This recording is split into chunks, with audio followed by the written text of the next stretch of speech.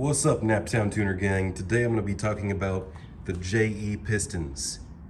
The JE forged pistons.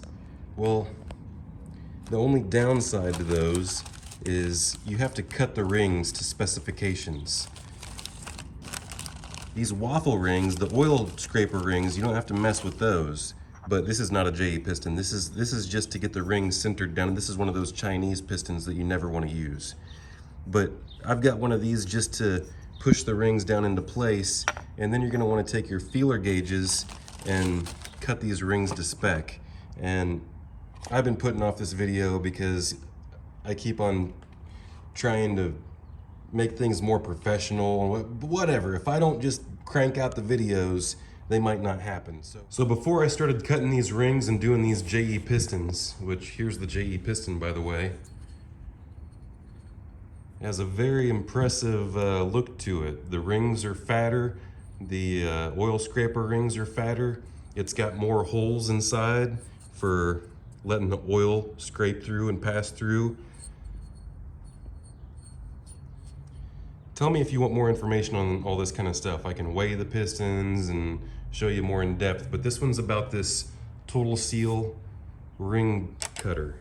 You gotta cut these rings to spec, and then you gotta drop them in the bore and make sure that they're perfect. Let's talk about it. Now, there's nothing overly complicated about fitting and grinding these rings, but I didn't want to get involved with that little $20 tabletop hand grinder that I bought off Jegs. It's just too squirrely. I don't want to mess things up with something this involved. So I'm extremely impressed with the accuracy from this grinder. For instance, I just got done cutting all 4 bottom rings, and then I loaded them up in the same cylinder, whereas it's this cylinder on the side here. And then I pulled out how I gapped them with these feeler gauges, and all 4 rings are absolutely gapped perfect, all in line right there. You see that gap right there? That's how precise you can get these rings. So let's take a look at these instructions right here. We have the formulas, and they're all somewhat irrelevant for a street car. We have high performance street strip, street moderate turbo nitrous, so I guess that would be the closest to your stock vehicle. We got late model stock, circle track, nitrous, blown race. All of these specifications are larger than the stock OEM ring gap. And I don't want to divulge too much because I still like to keep little things under my belt. So, I don't know.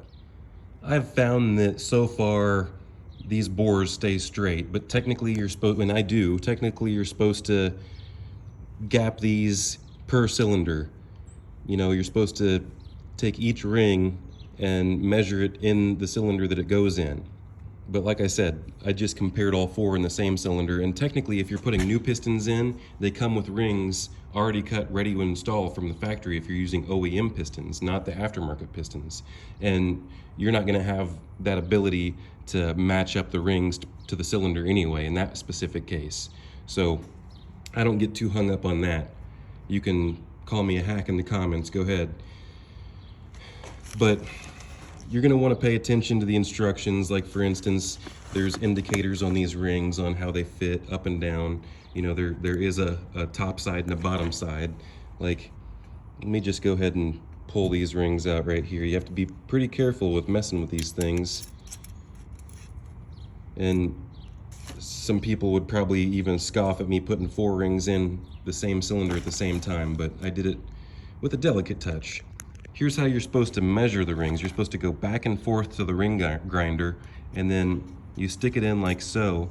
You're gonna squeeze the ring like this with a gap right here, and then you're just gonna kind of push it in like that, and then you're gonna take your piston right here. The top ring is removed, and then I'm not building this engine. This is for video demonstration, so things aren't perfectly clean and all that kind of stuff, okay? So then you just drop it down like this. That ring, that second ring, levels it out perfectly. And then you can go down in here and you see that gap? Then you're gonna measure it with your feeler gauge. And you're gonna want to cut it until you get it to perfect clearance that you're looking for depending on your application and how much power you're trying to make. So you'd get out your feeler gauge, you'd get in there, and you'd measure it. If your feeler gauge doesn't fit, if it's too tight, you're gonna take it back to the ring grinder and grind it some more. You also wanna make sure that those gaps are perfectly straight. You don't want a tapered cut or anything like that. Also, you don't want any kind of burrs or anything on your ring. Now here's the deal. Somewhere around 2012, or maybe all 2012s plus, have a larger wrist pin, this hole right here that goes through the top of the connecting rod. You can no longer buy factory OEM pistons that go onto the 21 millimeter 2009 to 2011 rods. You have to buy the updated OEM rods, and I definitely would, please don't buy Chinese rods. I've personally tried them and actually destroyed my own engine, but that's for a different video. I just needed to try them just to see, because you can buy 4 rods for about $100, or if you buy the OEM rods, they're about $1,000 for 4 rods. So definitely don't buy Chinese parts. I've tried all the stuff and I know it's all junk. So I'm not joking, I did lock up an engine on Chinese rods, so please give me a like and subscribe, because I lost like a lot of money on that. So back to the wrist pin point. If you want to use your stock OEM rods that are perfectly fine, you can reuse your stock 21 millimeter rods, but the only option you have for that is the Audi A3 pistons, and they're not the most updated pistons. They still have the old style oil scraper ring. Not the first worst style oil scraper ring, but this oil scraper ring that's in all the VWs. I've kind of brushed on this on other videos. I'm not going to get way too off topic, but if you want to get good pistons, you have to get the DM pistons from Audi, or you have to get the JE pistons, and the OEM pistons that they sell for these Audis only fit 23 millimeter wrist pins. So to reuse your rods for a 2009 to 2011, the 21 millimeter wrist pin, you have to get the JE pistons, because they still fit a 21 millimeter wrist pin. As far as I know, it's the only good piston option that accepts the 21 millimeter wrist pin for the 2009 to 2011 engines. I hope I made that clear, and that's good enough for today. Maybe we'll do more on that total seal ring grinder and show you more and talk about more in a different video if I get enough likes and subscribes, because that's what I live on, trying to grow the channel so I can make a little money, you know what I'm saying?